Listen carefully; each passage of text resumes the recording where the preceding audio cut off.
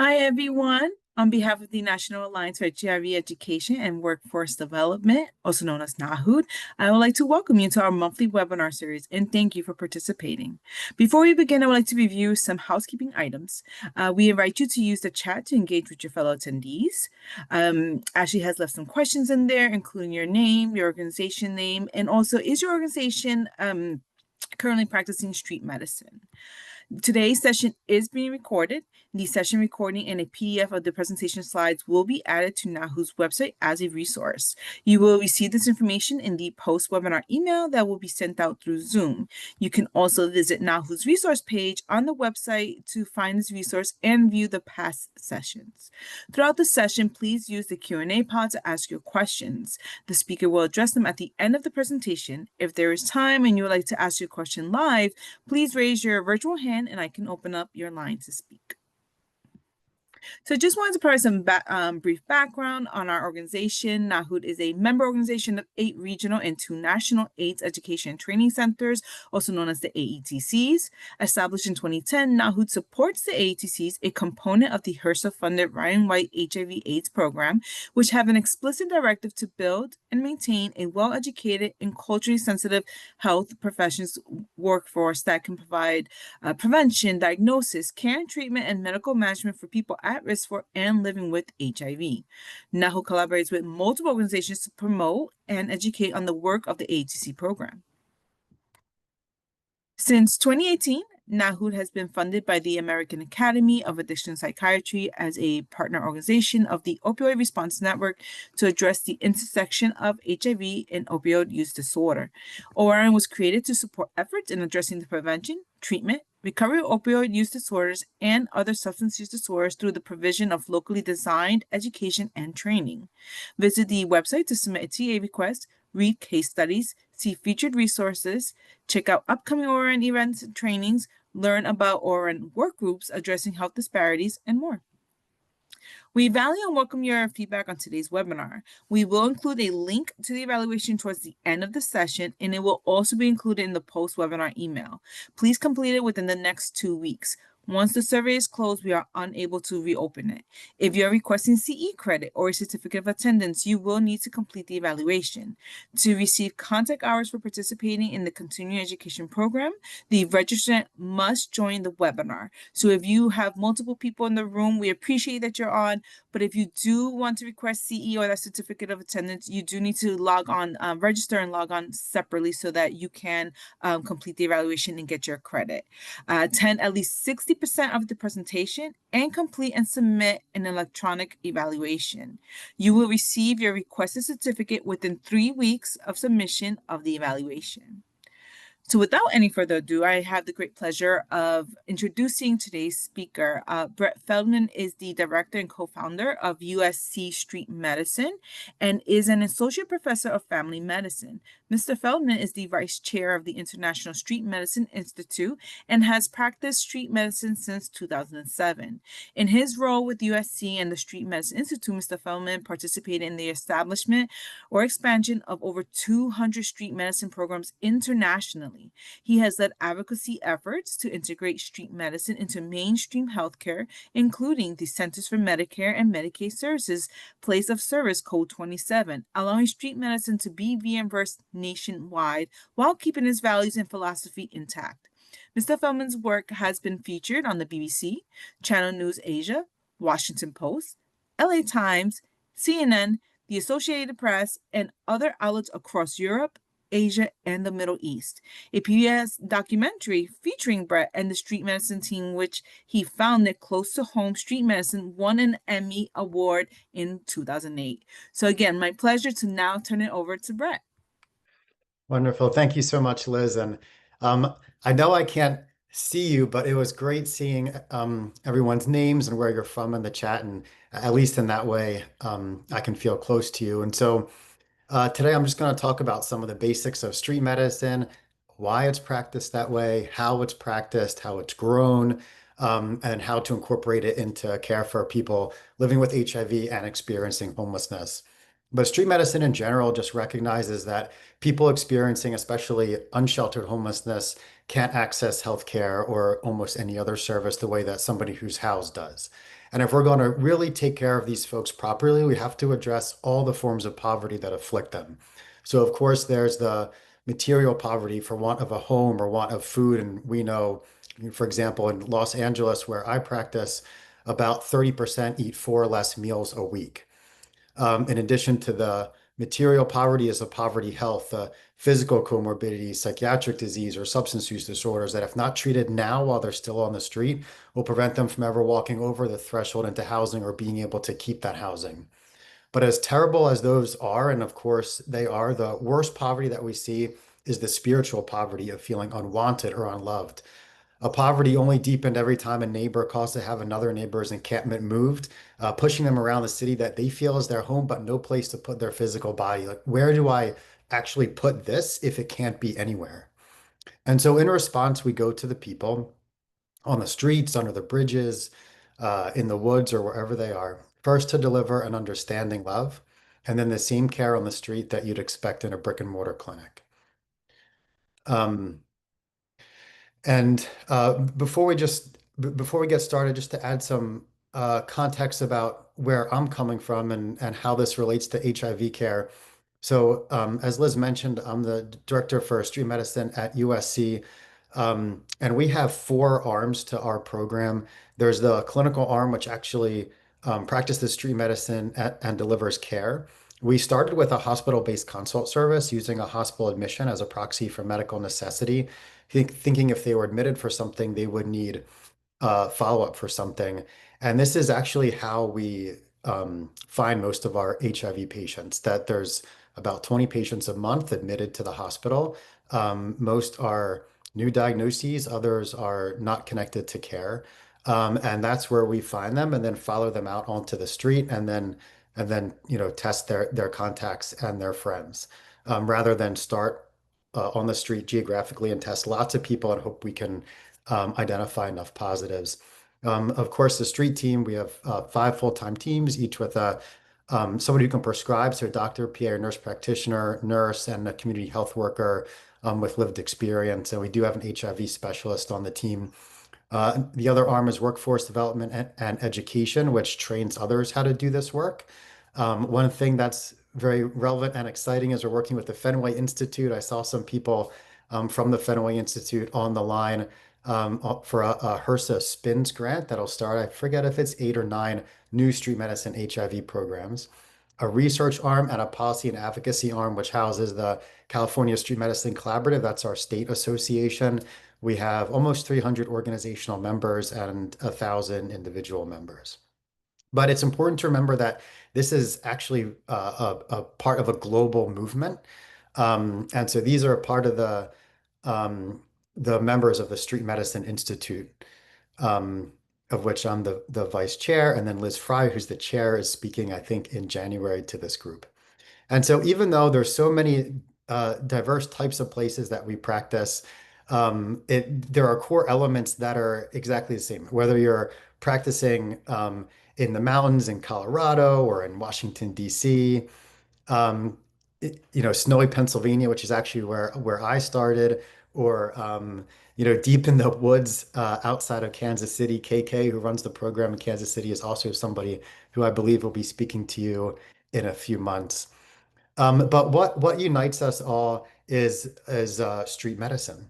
And so before we get further, it's important that we define it so we know exactly what we're talking about. So the historic and global definition belongs to the Street Medicine Institute, who also owns the trademark to the term. And we define street medicine as health and social services developed specifically for people who are unsheltered, delivered in their own environment. So this is not for people who are living in a shelter or interim housing, or delivered in places other than where they live. And now, for the first time, I guess a little over 2 years ago, this was codified in some official way for the United States, at least.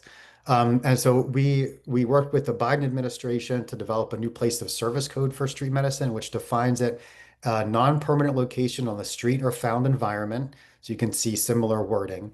not described by any other place of service code. So, for example, mobile medicine is 15, where care is delivered for people experiencing unsheltered homelessness. So there's alignment between the Street Medicine Institute definition and CMS's definition. And this was important for us to get for two reasons. The second most important reason is because we couldn't bill for anything that we were doing. So since 2007, I had never billed for any of the medical care that we delivered. And it's good to be able to bill so that way you can start a program or expand a program. But the most important reason is because by recognizing the street as a legitimate place to deliver care, we're also recognizing the people who live on the streets right to life, in that healthcare can contribute to someone's right to life. So that was the main reason we wanted to get that. And street medicine is just part of this continuum of medical outreach. We're not saying that the street medicine side is good and the mobile medicine side is bad. It's all part of the same continuum, but that they're different, and it's important to recognize the difference. Um, and so I like to show this photo because to me it really illustrates why street medicine is so important. This is Lincoln Heights, which is in Los Angeles. And the red cross at the bottom is LA General Hospital. That's the big county hospital. Anything you could possibly want from a medical standpoint is offered at that hospital. If you want to park a mobile unit, you have to park it at Lincoln Park. So that's in the upper right of your screen. You can see the mobile van. And I'm glad that folks do park there. There are people experiencing homelessness there. They can add shower services or laundry services. But the problem we're trying to solve for in street medicine is that to the left of your screen is the largest encampment in the area represented by a heart. And it's over 2 miles from Lincoln Park and a mile and a half from the hospital.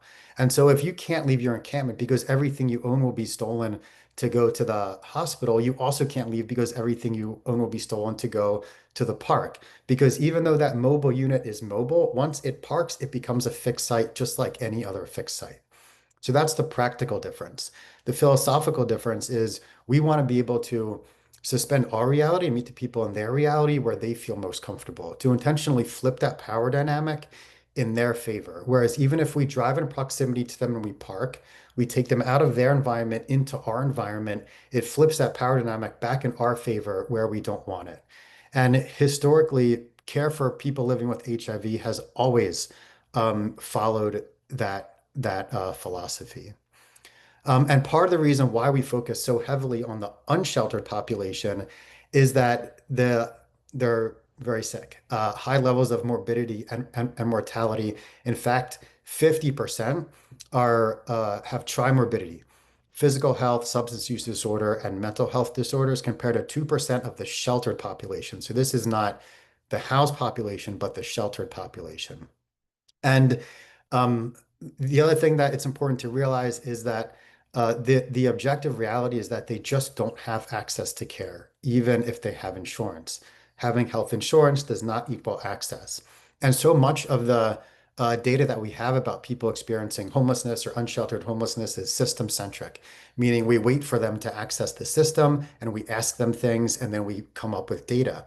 But we wanted to know, of the people on the street, what's of the total denominator, what actually is their incidence of enrollment in insurance, and are they able to access a primary care provider or somebody who they feel is taking care of them, even if it's not the primary care provider on their card. And so we went out on the streets of LA and found that 75% have insurance, but only 7% identified somebody as their primary care provider. So there's this big discrepancy. And so what's our role in this as the healthcare field? Well, there's actually uh, proof, there's peer-reviewed journals that show that there's a distrust in physicians, although I don't believe this is specifically for the physician occupation, but rather for the field, of feeling unwelcomed in the healthcare setting, feeling that they were treated poorly or discriminated against. So this is not just a general, they don't like systems or they don't like structures, but this is something that we've actually earned. And it's not just a feeling either. There's proven that there are significant disparities in in-hospital care and mortality between homeless and non-homeless adults with cardiovascular disease. So again, it's not just a feeling, they actually are treated differently. And so in many ways, street medicine is an act of reconciliation. to go to the people and say that we know what you've been through and we're sorry for that, and we're here to do better. And so that's why we go to the people in the way that we do. With there's many different ways of going to the people, but this is how we do it at USC, and many others do it. We have a pickup truck and backpacks. We drive in proximity to them, and then we get out on foot. The core of the team is somebody who can prescribe, so either a doctor, PA, or nurse practitioner. You really need somebody who can prescribe, because if you don't, you're still relying on referrals back to the brick and mortar clinic, and there are reasons why they can't get there. And then you need somebody with lived experience who's going to act as your street guide. This can go by many other or many different HR titles. We call them community health workers, but there's, peer support, outreach workers, many different titles. But the idea is that they have lived experience. They're familiar with the streets. They're able to connect with people, and they make sure that we don't lose people. And then there's many other very, very important roles that have that kind of layer on top of that in order to provide holistic care. At USC, we also have social workers, uh, counselors, psychiatrists, HIV specialists, and many others. Um, and and again, it's practiced this way throughout the country. Um, and so these are just some photos from our friends that do the work in Portland, Texas, Chicago, and Oakland. And then the next question becomes, well, what is it that you're doing out there on the street? What's the scope of practice? In 2023, we published the California Street Medicine Landscape Analysis, and found that over 70% of street medicine programs are providing what would be considered full scope primary care and preventative medicine, plus care for behavioral health disorders. 80% are recognize that healthcare is much more than an office visit, even if that office is under the bridge. So they're also bringing out medications with them and dispensing them on the street. 46 states have a physician dispensing law, so that's what this would fall under. We carry about 60 different medications with us. In addition to recognizing that folks don't have access to brick and mortar care, don't have access to a pharmacy, they don't have access to a lab to get their blood. And so 50% are drawing labs. And then, of course, there's a most important recognition that people need much more than just what we can bring. That there's much more to that experience of homelessness. And so people are doing housing, mail services, food services, lots and lots of other different things. Um, and then there's, creative things that kind of blew my way about this study. One of them was that 60% of programs, I actually think this is more now, are doing MAT on the street. This is Dr. Olson doing an ultrasound on the back of a tailgate. 40% were doing point of care ultrasound. Here's me doing a hip injection. So the scope of practice is very, very high. Some of the things that have evolved in over the years is street psychiatry has become much more prominent. These are two of kind of our founding street psychiatry people, Liz Fry, who I mentioned will speak in a few weeks, and Eileen at Boston Healthcare for the Homeless. But now it's becoming even more popular for primary care to practice at the top of their scope. For example, we are very comfortable diagnosing and treating schizophrenia, bipolar disorder, using long-acting injectable antipsychotics, because there's not enough street psychiatrists. And so we have a choice. Do we just let them suffer, or do we train ourselves up to be functional in those things? As I mentioned, 60% are doing MAT. These are two of our addiction medicine doctors, Camilo and Katya. And this is also something that has become extremely popular and almost a standard of care. We're starting Brixadi inductions in the street. We don't need inpatient beds, and we've had tremendous success with that. And then in more recent years, reproductive health on the street. So here's Camilo and T, who practices in Dallas doing prenatal ultrasounds on the street. So how can we think about like the difference of access to care and how people are able to get care in different places? How does that impact efficiency or views of efficiency? And what are just some differences that we have to be aware of? So in traditional primary care, patients come to the office. In street medicine, it becomes a search mission. So it will always take longer to search for people than for them to come to you. And so the volumes are going to look different. In traditional primary care, there's a pre-screening for insurance. The patient calls, you say, sorry, I don't take your insurance. You have to go somewhere else. In street medicine, we see everybody. People don't walk around with an insurance bubble on top of their head. And so you see them first and then you figure out, oh, can we bill later? But you take care of them regardless. In traditional primary care, you're assured of consent when they come. They've made the appointment, they've driven, they've gone through all those hoops, they've waited in the waiting room. And when they get the consent to treat form, you know that they will sign. In street medicine, there is outreach work done prior to consent, which could be a number of visits that you won't be able to bill for.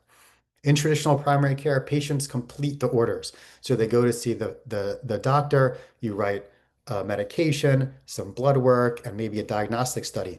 The patient goes and completes those things. Oh, and probably especially referral. They complete those things, they come back, and then you go over them with you or with the provider. In street medicine, we're responsible for completing all the orders that we write. We have to get them the medication. We have to schedule and get them to the diagnostic study. We have to schedule and get them to the specialist, and all this takes time. In traditional primary care, a no-show might mean 15 minutes lost. If I'm scheduled 4 patients an hour, I miss 1 patient, I can still see and bill for 3. In street medicine, no-shows have a larger impact because we're going to spend time looking for them. Not too long ago, I spent almost a whole day. So we had a patient who's pregnant and had a positive syphilis test, and we just would not give up looking for her. And then in traditional primary care, providers need to bill enough to support non-billing staff.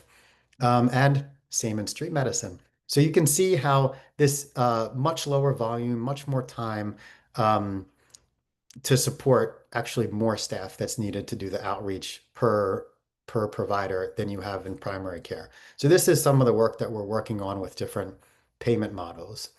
And then some of the best practices are you go to the people and then you go where they go. So this is Takesha, who has given me permission to share her story, and she had really significant asthma and was in and out of the hospital like almost every month for 2 years. And then finally, she had a major episode of asthma. She was also very well educated about her disease and took her medications exactly as she was supposed to. After she had this major episode, she was intubated.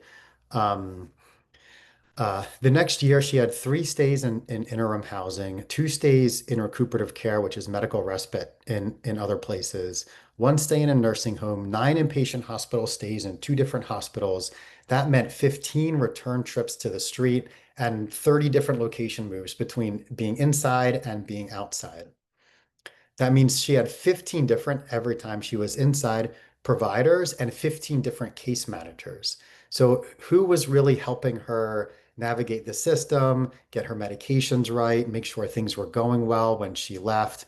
And that was street medicine, that we were able to be with her through all these different location changes.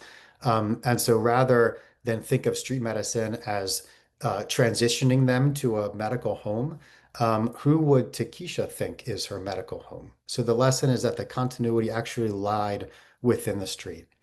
And it turns out that it actually works to do it this way.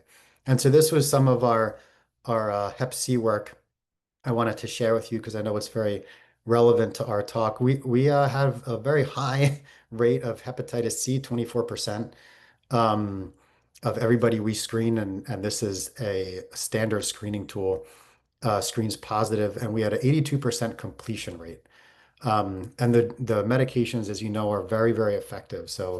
Um, so they work if you can complete them, which I think is, I don't know what it compares to the house population, but I suspect it's around the same thing. And then we are able to follow up reliably with our folks. And so this comes from the hospital consult service. And I wanted to mention that because, as I said, that's how we pick up most of our new HIV patients. So what this number is we meet them in the hospital, we follow them out onto the street.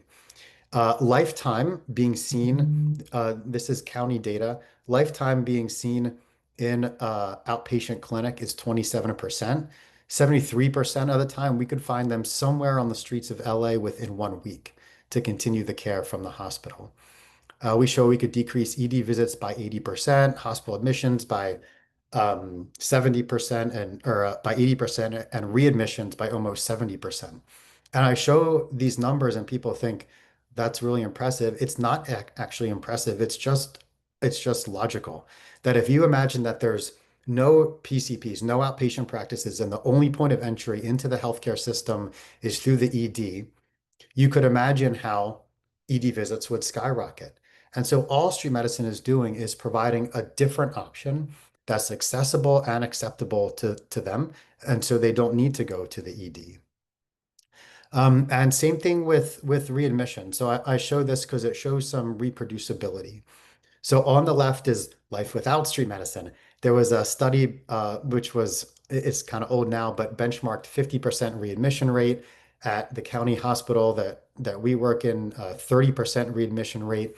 And on the right is life with street medicine. So the hospital consult service we started in Allentown, Pennsylvania, the Lehigh Valley, our readmission rate started actually around 40% and we got it down to 11.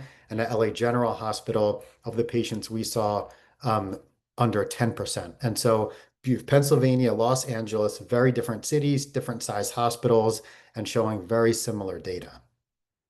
And then interestingly, it works as a catalyst for housing. And I wanted to share this because we don't actually do housing per se. We don't build houses. We do help get them document ready. But we do this in collaboration with our housing partners. And so why does housing and street medicine, why does this partnership work so well together? Because people doing housing are just at a distinct disadvantage because there's not enough housing. And so even if they're perfect, they get someone already, they get all the paperwork in, and then they wait 5 months, 6 months, a year. And meanwhile, the person's getting pushed all around town. They're in this chaos of the streets. And then there's high turnover within the housing sector because they can't pay enough. And then so before you know it, nobody knows they're even looking to see if this housing voucher went through. And then after the voucher goes through, you have, I don't know if it's like this everywhere, but here it's 2 weeks to find them. And so you don't find them and the voucher expires. And so when you partner with street medicine, there's reason to come back. And so when the voucher comes through, we know where they are, we haven't lost them, and they're more likely to be successful in housing because their mental health is better, their physical health is better. Hopefully, they're using less substances. And we didn't just waste that time waiting for housing.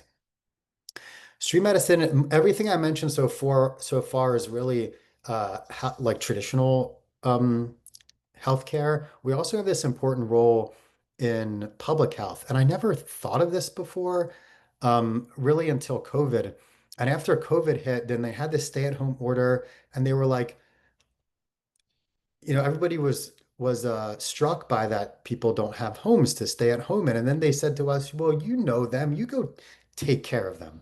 And then I said, well, I don't know public health stuff. I don't know. And they were like, oh, well, we'll teach you how to do it with the contact tracing and this and that. And I said, oh, yes, we know. I didn't know it was called contact tracing. And so we're always doing lice, syphilis, scabies, typhus, outbreaks of all kinds of things. Um, Working with the health department. The health department will usually call us to search for positives and contact trace for partners. More frequently than I wish. We get calls from the ED. They discharge somebody with a positive HIV or positive syphilis, but didn't wait for the lab test to come back before discharging them. And so we have to look for them. And then we get referrals from all kinds of folks in the community, like the police department, fire department. And now shifting to some of the best practices that we learned, both from our public health viewpoint and more traditional healthcare viewpoint for HIV care. Access is always number one. Sometimes people over focus on continuity. Continuity is very important, but there's no continuity without visit number one. And so don't lose focus on access. As I mentioned, go to the people, then go where they go. Whether you're following them around town or into housing, even that housing transition is a crucial time um, to to be able to follow them. And you are part of their support system and need to be there during that time too. And when you're seeing them in housing, you're not doing street medicine per se, but it doesn't make it less valuable. We found that fully integrated care is by far the best way to go. You want to be able to deliver primary care, HIV care, treatment, SUD treatment, behavioral health treatment, harm reduction, screening, etc., all street-based. Ideally, this can be done by the same organization. The more that we try for these folks that are so difficult to find, difficult to earn their trust, and the more we carve them up into go to this person for this and go to this person for that, the more difficult it becomes. And I have found that it's the primary care that is most likely to be able to cause that initial engagement. They're much more likely to come to me for a wound or for their knee that's bothering them than to talk about the voices in their head, what they're injecting, or to say, hey, I'm worried I might have an STI. Can you test me? And so it's kind of built off of the primary care chassis. Um, and it is important that this is connected to the system, but built from the street in recognition of the reality of the people, not necessarily built in the system and then back out onto the street. I remember we do a lot of trainings, and a few months ago, I had a doc who was very experienced come to me and say, before we were doing medicine on the street, but now I want to practice street medicine. Um, and so we're at this inflection point in our history where we had been this radical fringe movement of street medicine seen as separate from the healthcare system, and even in the like healthcare for the homeless world, they kind of thought we were weird in some ways. But and so when I started doing street medicine, the primary way that healthcare was being delivered to people experiencing homelessness was what was called engage, refer, treat, which we affectionately refer to as the go fetch model. It means you send everybody except the prescriber out onto the street to build trust, then refer it into the clinic. And we realized that just you might be able to prop somebody up with a ton of resources for a visit or two, but that wasn't going to be sustainable as long as they were unsheltered. And then when we started doing street medicine, we thought of ourselves as transitional primary care, that we were going to practice a certain level of care on the street with the aspiration of transitioning them to a brick and mortar clinic. And we found the exact same thing, that aspiration was too aspirational as long as they were on the street. Again, we could prop them up with a ton of resources for a visit or two, but ultimately it had to be done on the street. And so that left us with this choice. Either we resign ourselves to them not being able to get care, or we have to do better with the care we're delivering on the street. And so I would say in the past 10 years or so, this has been the focus, making sure we can provide the same or better care on the street that you can get in a brick and mortar clinic. And now this has become official. Now street medicine can be their assigned PCP. As I mentioned, CMS recognizes this. In California and other states, they can actually be assigned to street medicine without a brick and mortar clinic. Um, we've created a way that street medicine can be reimbursable, even if they're not the assigned PCP. It was this hybrid of primary care and specialty care, which HIV bridges so well. Um, We've found that this is a California statistic. 70% of organizations have managed care contracts or in negotiations with contracts. This is really amazing for us to be a part of because it wasn't that long ago that it wasn't even possible to have a managed care contract. And a lot of these were really part of the impetus for that place of service code. Um, and we still get a lot of questions about the place of service code. So street medicine is reimbursable through it's all of CMS, which is Medicare and Medicaid. And it's throughout the whole country. So wherever you are, as long as you're in the United States, it's reimbursable. And this has created really massive growth in street medicine. It's always, as long as I've been involved, it's always grown incrementally, but I would say in the past few years, the growth has just exploded. I mean, just a few years, we went from 26 programs. I actually counted, we have almost 80 programs now in California, fully operational programs. And the rest of the country, because we actually could get reimbursed sooner than the place of service code came out. And so now we're starting to see this accelerated growth in the rest of the country as well. And you could see that. I mean, HRSA uh, released two street medicine grants, the HIV SPINS grant I mentioned, and then also HIV residency grants with over 10 new HIV residencies. So now we're really making this transition into mainstream healthcare.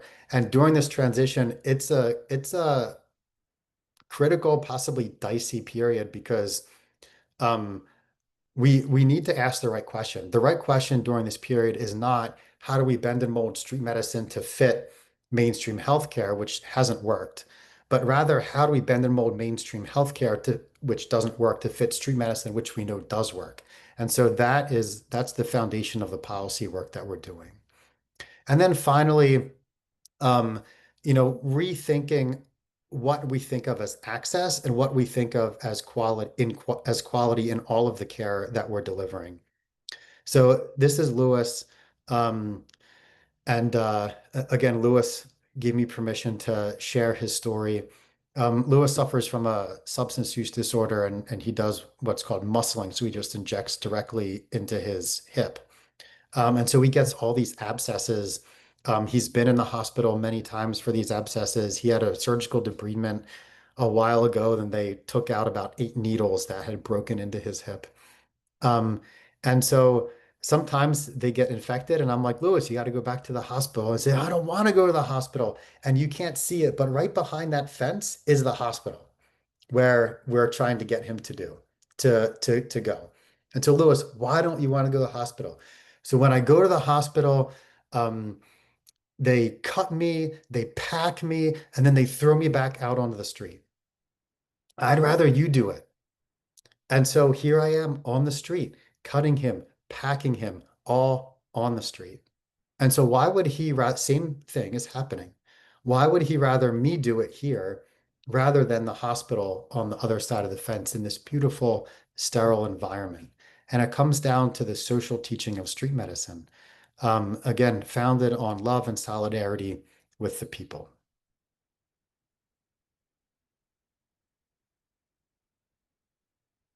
And with that, I'll stop share. I'm glad we have lots of time for discussion. Yes, thank you so much, Brett. So I'm going to go right into the Q&A because we do have questions already in there. If you do have your questions, please go ahead and put them in the Q&A and we'll get started. So to start, Brett, what supplies go in your backpacks? Okay. So we have 4 backpacks.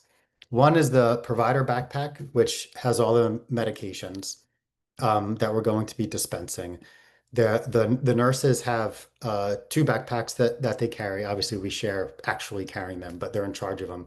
One is a wound care backpack, and the other one is for the blood draws.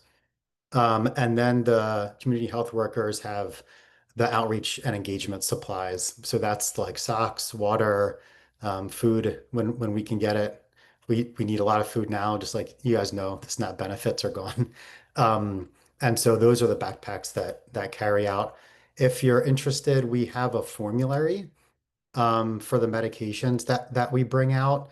How this works, there's many ways you can do it. We use a service that I don't have any disclosures. I don't get money from them, but I'll tell you what I use. We use PDRX, Physician Dispense RX, and they come pre-packaged and pre-labeled in the quantities that we want them. So, for example, if an antibiotic course is 7 days, twice a day, they'll pre-package it in 14 for us. And then when we dispense it, we just register it in their cloud, and they'll alert us if there's a recall. And states vary pretty significantly on what's required in the physician dispensing laws. Even like California is one of the more strict ones. Pennsylvania was not strict compared to California, but even down to the font size. And so they know those laws. They make sure you're in compliant with them. You mentioned the medication, so that is one of the questions. Like, what medication are you dispensing, and are you, for example, are you dispensing buprenorphine? We're not dispensing buprenorphine. So there's three ways the patients can get the medications. Well, I guess first, the medications we're dispensing are kind of your standard blood pressure, diabetes. We do bring some psych meds out with us, um, bug killers, antibiotics, standard stuff. Um, and then so that's what we have with us. The two ways they can get it is one, we can prescribe it to a pharmacy and they can pick it up, which is not likely to happen. Second, we can dispense it. And third, we can prescribe it to the pharmacy and we can deliver it. And that's what we do with the buprenorphine and with HIV medications and hepatitis C medications because they're very expensive. We don't have the money to buy them and stock them. And along that same question lines, another question: do you do prep? Do you offer prep services? Yes. Yeah. And then, what suggestions do you have for managing blood work needs? Who collects it? Can you only do limited tests? Mm. So almost all, yeah, we get this question a lot, especially with the centrifuge. So, but in terms of who collects it, we have nurses and medical assistants and the providers collect it, depending on who's on the team that day. Um, it's funny, a lot of the providers don't that we have to relearn how to collect it. Most of us were taught in school, but don't do it all the time. So that's who collects it. And then there's most everything doesn't need to be centrifuged. There's a few HIV labs that have to be centrifuged. And so what we'll do typically, because we're not always drawing those HIV labs, is just like in the clinic, if you draw labs, you probably have a Quest box or a LabCorp box. You put it in the box and you call, and the courier comes to pick it up. So that's what we do. We just draw the labs and then put them in the box when we get back to the office, and then somebody comes to pick them up. If it's something that has to be centrifuged, basically you don't have a choice. We don't have a centrifuge with us. So after you draw, you have to go immediately to a lab. For us in LA, that's not a problem because there's labs everywhere. But if you're in a more rural area or something, it could be an issue. So I would check on the time. I forget off the top of my head what the timing is. So you'd have to look that up. Kind of combine these questions. They're excellent. They kind of feed off of one another. So I'm doing my best, Brett. But You're I doing want to great. Thanks, Liz. thank you, Brett. I just wanted to, so someone you had mentioned long-acting injectables. Are your teams administrating them in the field and community? We are troubleshooting how to bring Cabanuva to houseless clients in rural areas, but are trying to better understand what stream medicine teams are able to administer outside of the clinic setting. Yeah.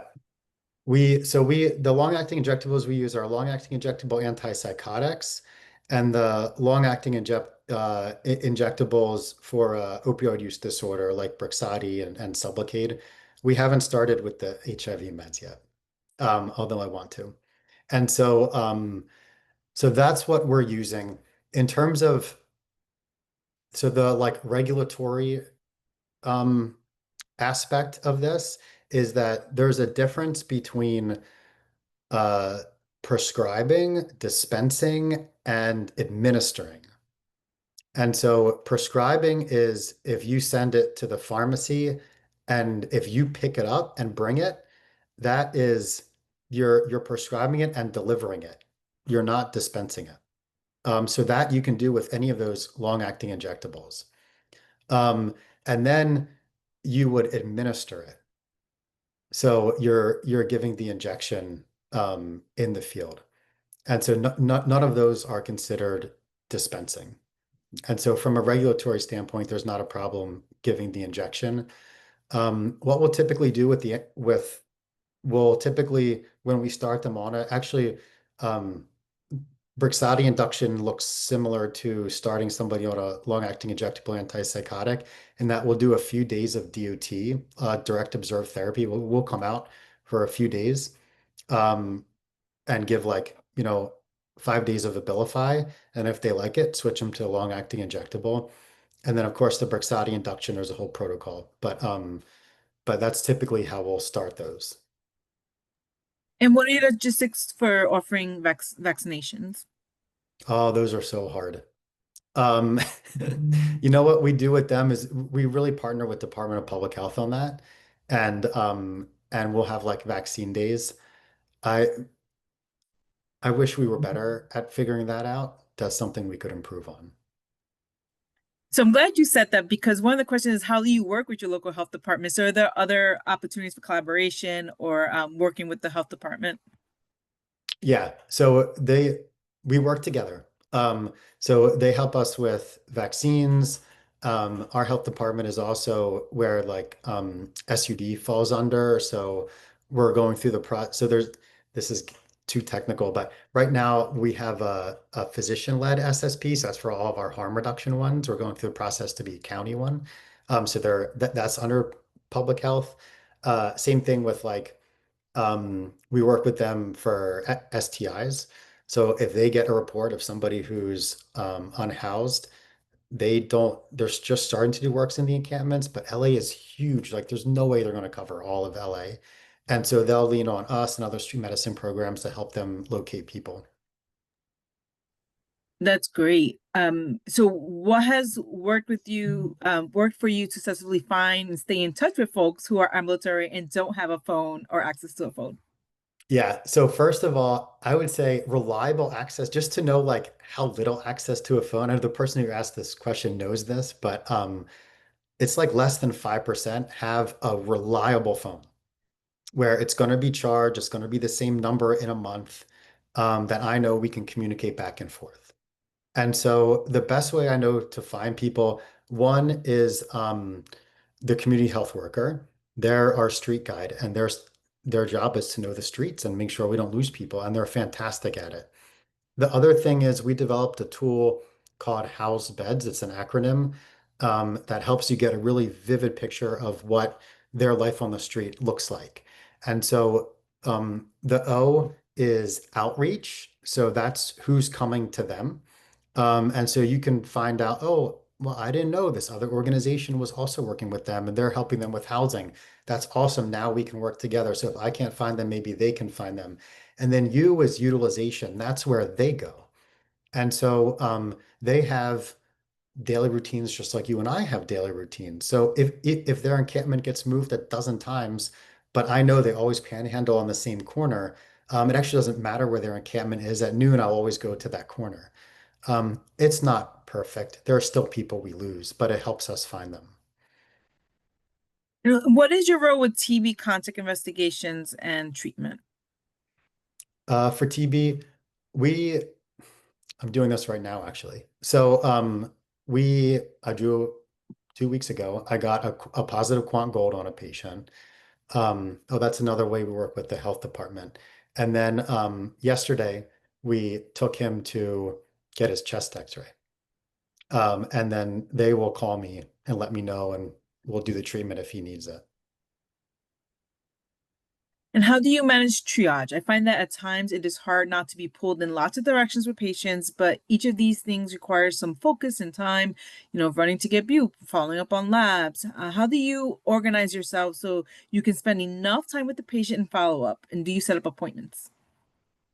Yes, if there's one like administrative organization, like how to stay organized thing, is setting up appointments. And it doesn't mean it's at 8 o'clock on a Thursday and you're going to see them at that time, but I just more mean like scheduling them. And so I schedule, so how our day works is we meet at 8 a.m. We go over the patient list, everybody we're going to see that day. And why we're seeing them. And so we plan, oh, I need to deliver the medication. I need to get blood work. I need to look up their labs. Like, what's the goal of that visit? That way you can be organized before you go out. Because if you forget something, it means you have to go back, not because they needed another visit, but because you forgot something. So it's your fault. And so if you stay organized, you'll find that you're kind of running around a little bit less. And then at the end of the day, you go over who you saw, and then you have to decide with your team, when will I see them next? just like leaving a clinic. And the next visit might be a medical reason, it might be a social reason. The team decides that together, and then they're put on your schedule. So um, anytime you get to a certain volume, you're still human, and you're going to forget people. You're going to go back to see the same people who either you like or you're really worried about, and you'll forget about other people. So I found that's the best way to stay organized is scheduling them.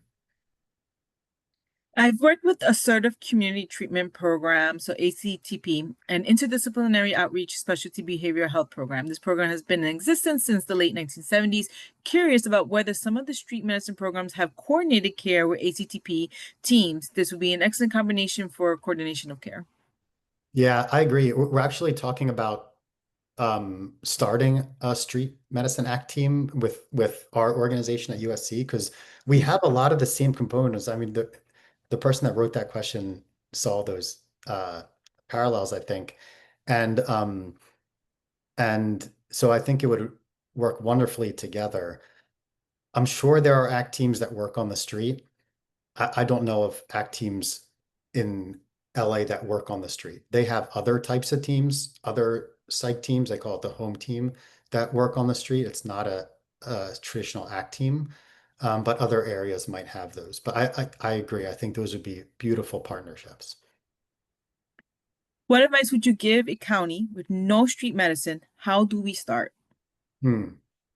Well, I would, it's good that the one thing that I'll say about the street medicine movement, it's a global movement. I made it seem really big. It's not that big. It's a small, close-knit family. And so if you want to start, you have many friends and you have many people all over the country rooting for you. And going through everything specifically is more than I can right now. But yeah, you can contact me or contact the Street Medicine Institute, attend some of the conferences, and you can get to meet people. We're hosting the California Street Medicine Symposium in February. National Healthcare for the Homeless is a good one. Street Medicine Institute is a good one. But just know that you'll have lots of friends in your journey. So I'm glad you mentioned that. You mentioned the Street Medicine Institute. So there have been some questions of where is it available? Where is street medicine available? Someone mentioned Philadelphia, Passaic County. Is there a way to get a list of what's available across the nation?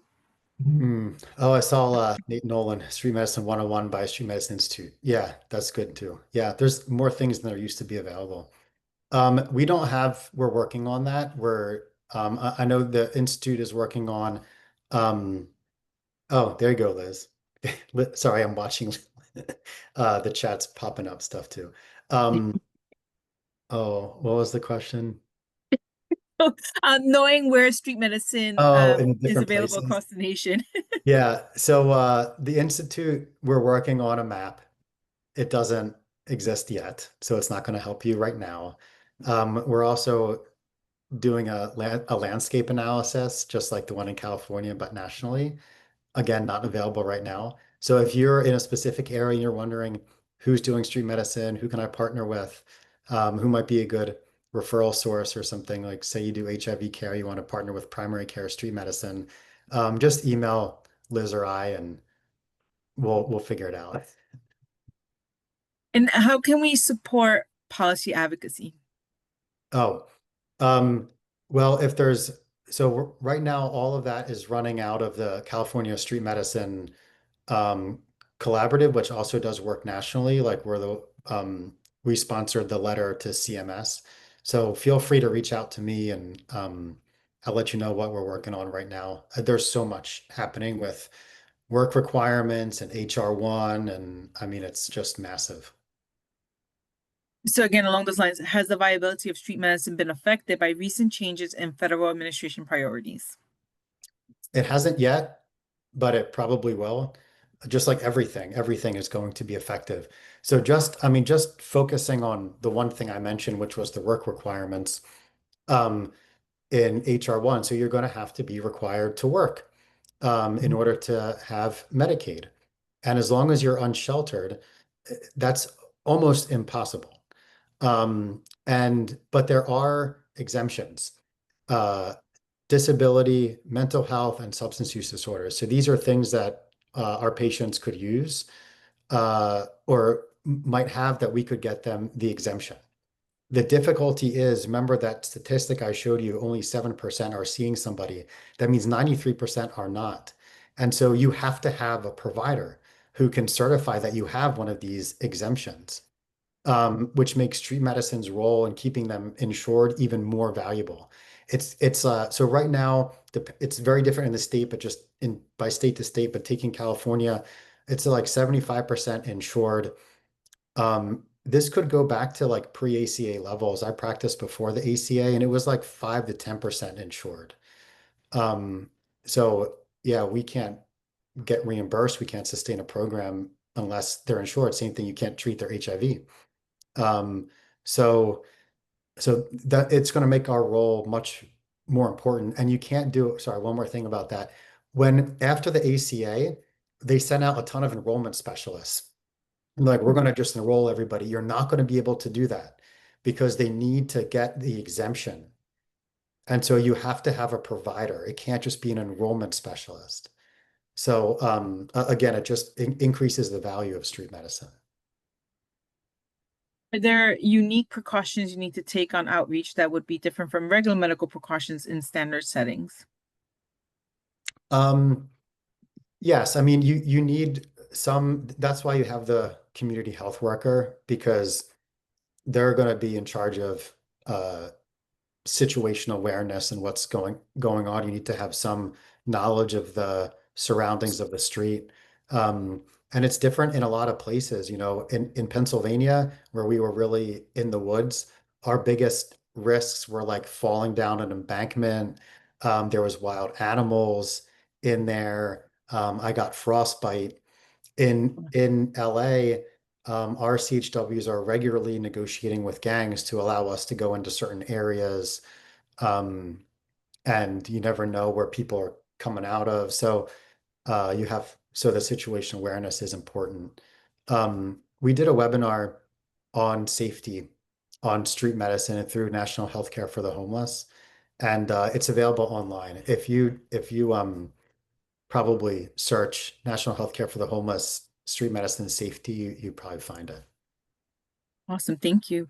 There's still a few more questions in Q&A. I am gonna try to get through them quickly. You only have 3 minutes Okay, left. I know, Brett, you I'll be said quick that. answering. No, no, no.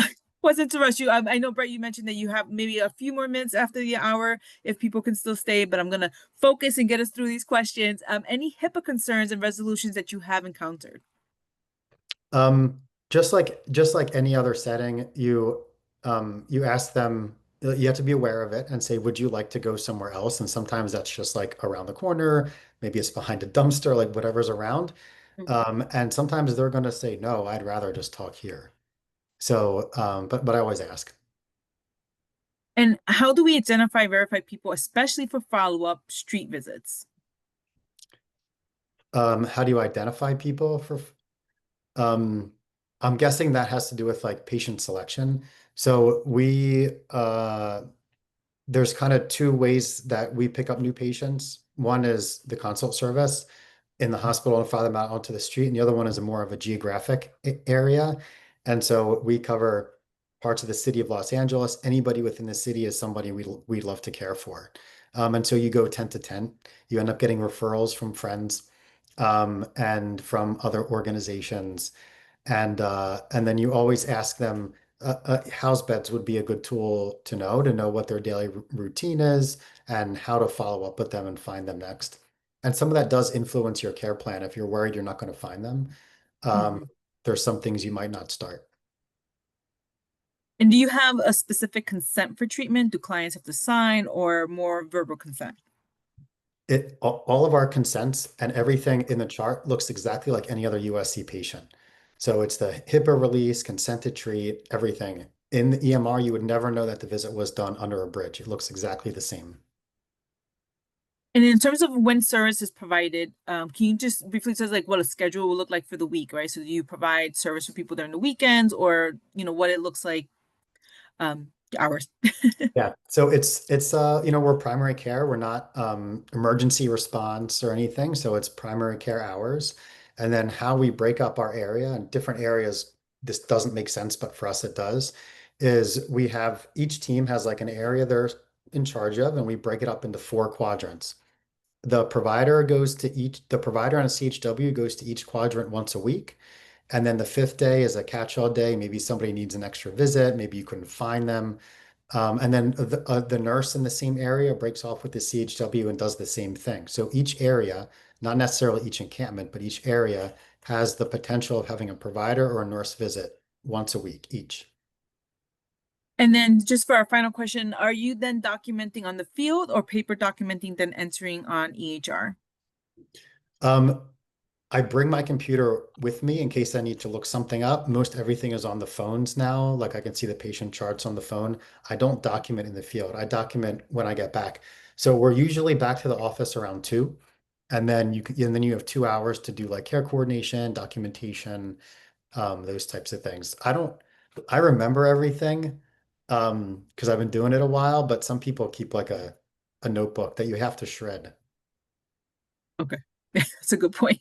I There was a question earlier in the chat, and I can't quite find it, but it was something about the if there's a way for you to provide the list of medications that you dispense. So it seemed like that people would be interested in that if that's something that a resource you can share. Yeah, we can share the formulary. Yeah. That'd be great. Thank you. Actually, PDR, you might be able to get it. PDRX, that's the thing we use. They actually have a street medicine formulary, which is our formulary. That might be available publicly, but if not, I'm happy to send it. Great, thank you. So PDRX, so people can look that up. Yeah. So with that said, thank you so much, Brett. It has been such a pleasure to hear you speak and really such a great and needed topic. So we do appreciate that.